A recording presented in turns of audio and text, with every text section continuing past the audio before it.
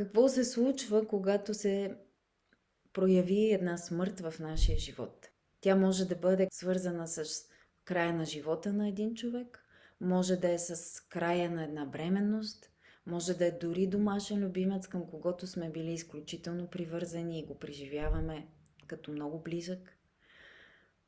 Може да бъде дори символична смърт на взаимоотношение. Обичайно има няколко неща, които се случват и в констелациите можем да ги разпознаем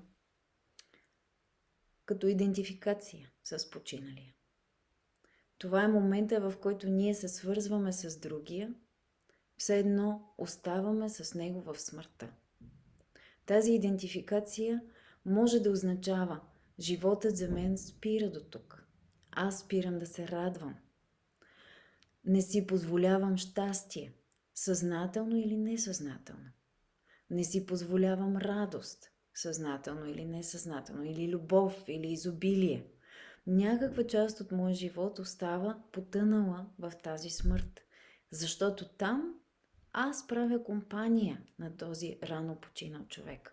Това много често в констелациите се случва, ако ние сме загубили много близък човек, особено родител, и то на възраст под 25.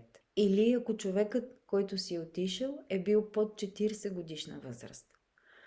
Много често това предизвиква някой, който е близък до този човек или от следващото поколение, да се идентифицира с починалия. Другото, което може да се случи, е, че ние започваме да изпитваме една отговорност за смъртта на човека, за това, което се е случило.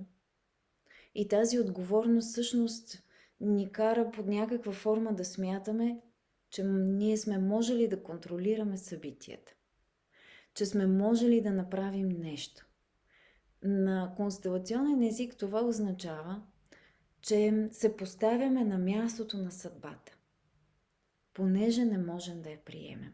И това неприемане всъщност ни кара в някакъв момент да се чувстваме все едно сме можели нещо да сътворим, така че да не се случи това, т.е. ставаме могъщи. И от друга страна, понеже това не е екзистенциална истина, всъщност се чувстваме безпомощни.